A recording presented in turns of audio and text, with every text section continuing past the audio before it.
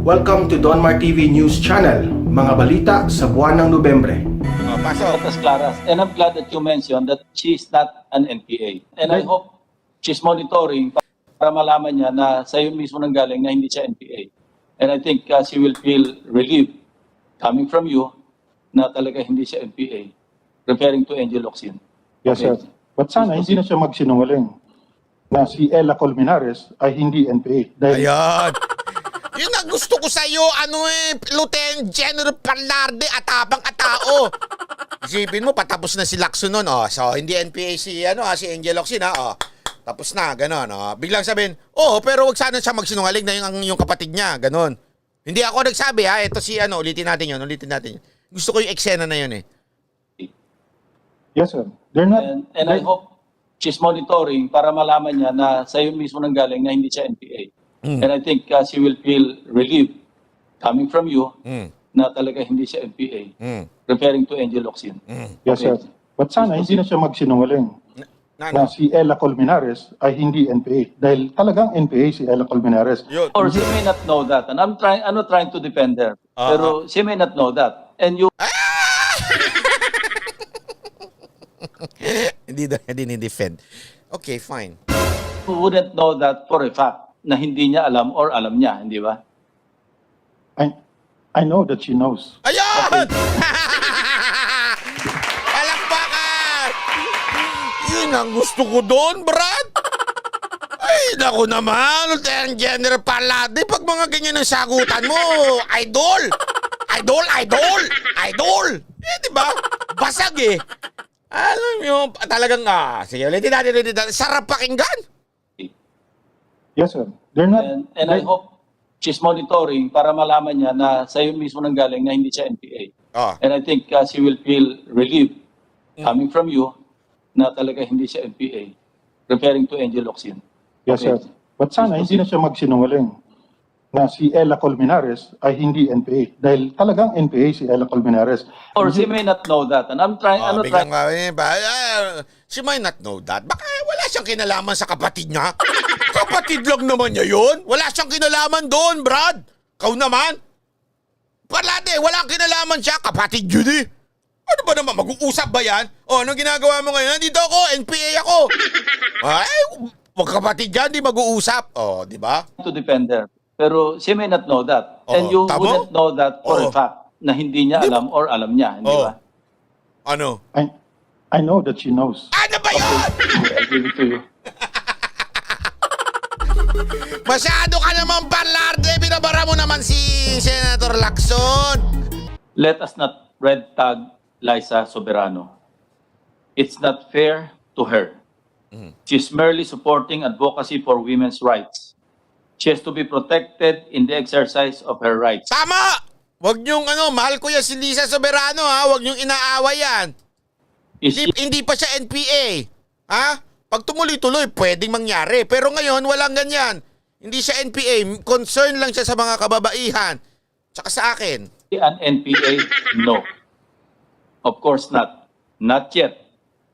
So let's help educate her and the other celebrity targets of malayang kilusan ng bagong kababaihan o makibaka, the underground mass organization hiding under Gabriela Women's Party. So, and so forth and so on. Ito yung medyo masamang parte na open to misinterpretation or, shall I say, for lack of a better word, exploitation. Sinabi mo kasi rito eh. So, Representative Arlene Brosas and Gabriela, shame on you if you haven't informed your recruits about your hidden violent agenda. Now, Gabriela is claiming that it is not an armed group, which you have just confirmed. So, why right here, ba't mo sinabang hidden violent agenda and they are not an armed group? Okay, to proceed. Liza Soberano, there's still a chance to abdicate that. Referring to Gabriela Youth Group. If you don't, you will suffer the same fate. Ito binabanggit ni Senator Kiko kanina. As Josephine Ana Lapira, bakit mo dinugtungan pa ng ganun? I have to cite examples to make them realize that the threat is real. That there are so many instances already. In fact, that's why I cited the incidents, September incidents, because it's recent. And I have to cite those. just to give them an idea that an idea of these activists against the terrorists. So yun lang po, sir. Ang But, gusto ko- yeah, but your problem is it's subject to so many interpretations. It may sound like a threat coming from you. Hindi na ho kasalanan ni Palarde yun. Kung medyo mahina ho ang utak ng mga umiintindi, di na ho niya kasalanan yun. Basta kanya, nilinaw niya, wag natin i-red tag si Liza Soberano kasi baka maging NPA siya tulad nung etong ganito yung nangyari. Alinaw naman ho doon. Ngayon, kung ididikit-dikit yun, problema na ho ng ibang tao yun. Minsan no, ganito, pag nagsalita ho tayo, kunwari meron tayong gustong sabihin sa tao, ito yung gusto kong sabihin. Kung misinterpret mo, problema mo na yan.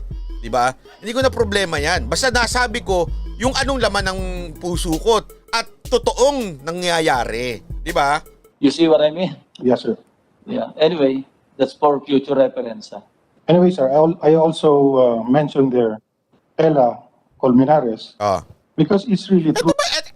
Sino ba tong Ella Colmenares to? Ito ba yung kanta ni Ella? Ang daldal mo. That Ella is an NPA. I never said that Angel Locsin is an NPA. But ito yun, ang statement nila yun, sinasabi niya na hindi raw siya NPA. I never said that she is an NPA. Angel Locsin is an NPA. No, sir. I never said that... Malinaw yan, no? Ilang beses sinabi yan, hindi naman NPA si Angel. Wala nagsasabing NPA si Angel Locsin. Ang sinasabi niyang... Ewan ko ba, bakit hina ng mga brain ng ibang tao, no? Ang paulit-ulit niya sinasabi yung kapatid, hindi ho si Ella, si Angel, ha? Nery Colmenares is an NPA. No. Ang sabi ko, CPP. Si Nery Colmenares. Those are two different CPP. things. Ayun daw, CPP. So now, we have so many witnesses actually who can testify that Ella Colmenares was part of the underground. It's not only Eric who saw her. In fact, dyan po sa Tanay ngayon, they're there and they're ready to be interviewed. If we can call Mirna Paray, who's a member of the... Glad you mentioned that in your own words that Angel Locsin is not an NPA. I'll make a disclosure. Her fiancé, Yusinil RC, is a family friend. As a matter of fact, pag kinasal yung kukunin ako ninong. So, you know, I'm just making a disclosure. Mabuti na yung... Ayun naman pala! Ayan naman pala! Ayun naman pala! Sinabi ko na eh! Ayun lang. Case closed. Sabi nga, case closed. Mga kato-kata. Dali. Ay, ano nangyari doon? Lukoy na ano yung ano ko? Case closed. It is unfortunate that those that we invited from the militant groups are not here. Kasi kung nandito sila, mas malaya yung talakayan natin and they are here to rebut, Wala nga, takot nga mga walang yagballs. to disagree, no? And to justify or to disprove. Yan ang malungkot dito. Wala sila, it's actually their loss, ano? Because they chose not to be here. Sige, General Parlade. Mapapahiya ho sila dyan, Senator Lacson.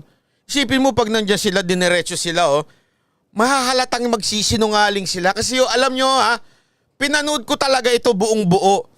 Si Ka Eric, wala ho siya yung hindi siya nag-i-stutter, hindi, alam niya, kabisado niya mula sa pag-recruit, kaduluduluhan, kabisado niya yung sinasabi niya.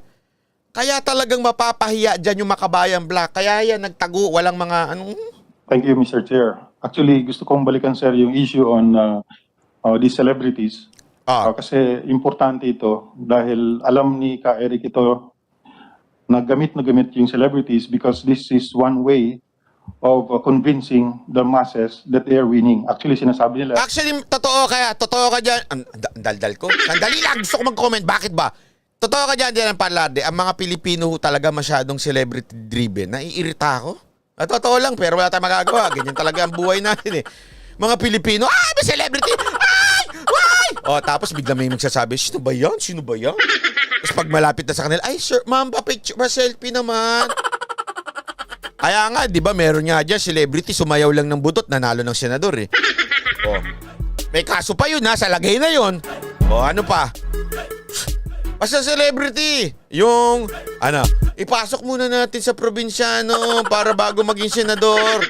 O, pagpasok, pagkatapos nun, senador na kagad. Ganyan tayong mga Pilipino. Yan ang nakakalungkot. Kasi nga bakit?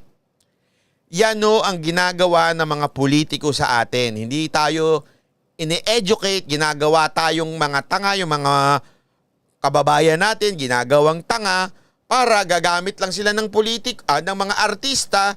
Pag itong artista na ito, in-endorse si ganito, magtitiwala na sila. Ginagawa tayong mga tanga nitong mga politiko natin. Kaya hindi tayo ini-educate. Ganyan din yung mga NPA.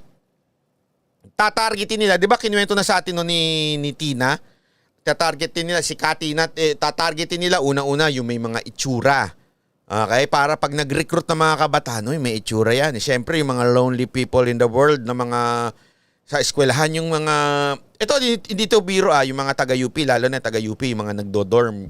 Marami dyan galing probinsya, yung mga matatalino na galing probinsya, nagpunta dito. Tapos pagdating sa UP College, biglang kakanta yan na, "Too lonely people in the world." Gaganyan-ganyan sila. Ay, nakita sila ng mga aktivista. So, i-recruit na sila. At pag nakita nila, ay, grabe, ang ganda ni ating, di ba, mukhang yayamanin na itsura ni Ilago. Parang ganun ang datingan.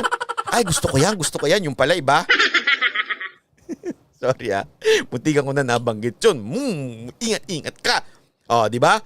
Tapos, aside from that, yung may mga itsura kukunin nila yung artista para mas madaming mauto. Kita nyo, ito, may makasama na tayo mga artista. Kaya sumali tayo sa... Sandali baka lang makalimutan ko. Tingnan mo lang kung tama itong, yung nakasulat dito sa aking Senate resolution. Yung isa sa mga whereases. Facebook account mo ito, no? Whereas on October 21, 2020, Lieutenant General Antonio Parlade Jr. posted the following message on the National Task Force to End Local Communist Armed Conflict Facebook page. Ito yung direct quote.